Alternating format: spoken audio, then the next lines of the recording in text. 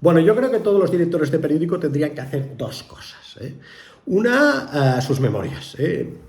Han tenido una posición privilegiada para observar la realidad, independientemente de su ideología, ¿eh? Me da igual. De hecho, algunos ya lo han hecho. Por ejemplo, Luis Foix lleva varios libros, Marius Carol acaba de sacar uno, hemos hablado también en este canal, pero vamos, o sea, José Antic, lo que sea, ¿eh? Y otros, esto ya no depende de ellos, deberían nombrados profesores de la universidad, ¿eh? Atesoran una experiencia impresionante sobre la gestión de periódicos, sobre el periodismo, porque además tienen una cierta edad, background, etcétera, etcétera, ¿eh?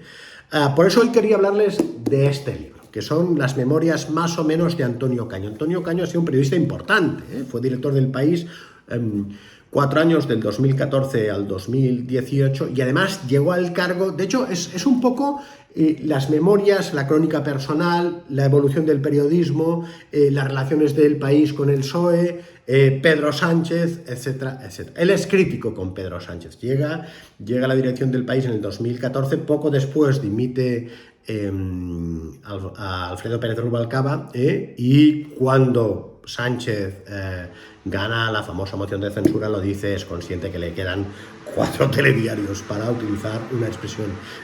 Supongo que era próximo, también una generación de periodistas mayores que vivieron el antifranquismo, los extractores del franquismo y tal, y tenían una posición progresista. Y entonces, lo que les decía, ¿no? Claro, cuando llega Pedro Sánchez, él es muy crítico, acuérdense que Alfredo Pérez Rubalcaba ya decía el gobierno Frankenstein, ¿no? Y bueno, por las presiones y tal, pero lo cuenta desde dentro, lo cual también es de agradecer la sinceridad. El libro es también importante porque, lo que decía, ¿no? Por las propias experiencias personales. De hecho, él cuenta que en los años 60 vio una película de Sancho Gracia haciendo de periodista francés, y ahí le vino las ganas de ser periodista. Y antes de llegar a la dirección del País lo fue todo, reportero y tal, episodios, la entrevista de Yasser Arafat, la revolución en Nicaragua. Allí creo que tuvo la primera decepción un poco con la izquierda, ¿no? El asesinato en la guerra civil en El Salvador, el asesinato de Echecuría.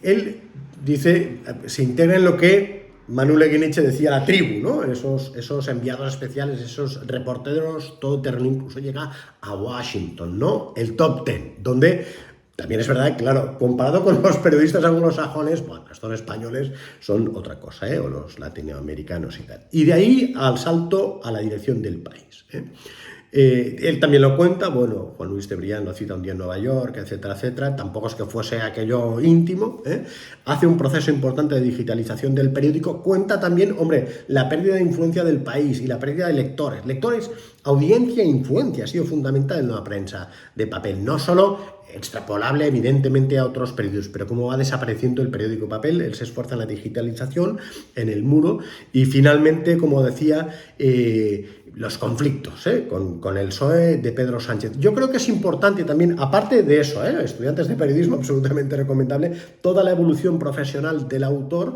sobre todo eso, es decir, los problemas de la prensa de papel para hacer frente a la prensa digital, a las redes sociales, etcétera, etcétera, y luego aquello, hombre, los intríngulis de Prisa y PSOE. De hecho, como saben, Prisa ahora manda, ya no está ni Juan Luis de Brián, manda un fondo de valores, ¿no? Un fondo de esos patrimoniales o lo que sea, accionistas anónimos.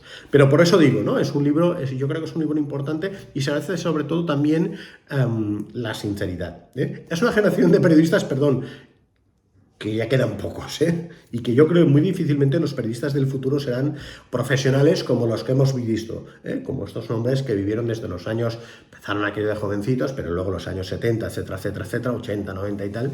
Es lamentablemente una generación que ya está pues jubilada, prejubilada, etcétera, etcétera, y que difícilmente volverá.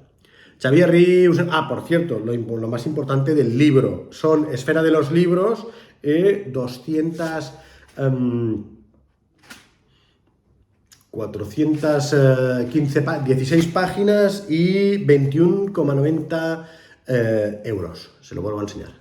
Venga, Xavier Rius de Noticias.